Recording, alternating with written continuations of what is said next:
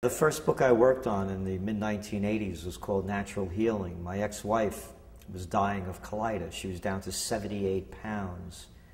And late 1970s, we were living in Chicago.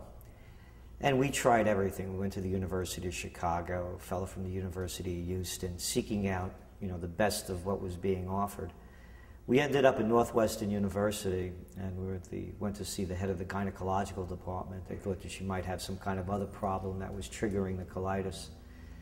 And I was a kid at the time, and I was asking him questions. Remember, this is the late 1970s.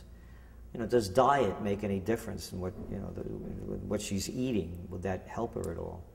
How about vitamins? I asked him about vitamins. People were starting to talk about vitamins then. In those days, they had one a day, and that was it. And he got so agitated, he slammed down his pencil, and he said, "I've never been so grilled in all my life." And he proceeded to throw us out of the office.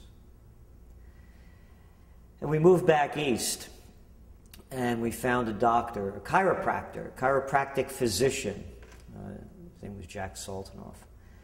And he started teaching my wife about how to heal herself. In those days, chiropractic physicians, and probably still today to some large degree, were the only ones that were really dealing in alternative healing. You couldn't go to your regular doctor and get any information about acupuncture, about vitamin counseling, about diet, nutrition.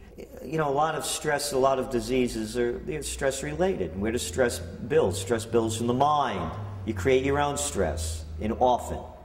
And, she came from a crazy Italian family. His father was one of these, he would have been a great second for Mussolini. So, yeah, she was uptight, and she was, she couldn't express herself.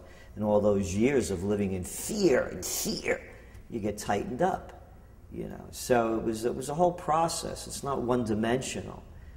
She became a martial artist, and to boot, from a skinny little dying girl to a top-flight martial artist in close combat. Heal yourself. Patient, heal yourself. And it's one of the big trends that's going to happen. Heal yourself healthcare.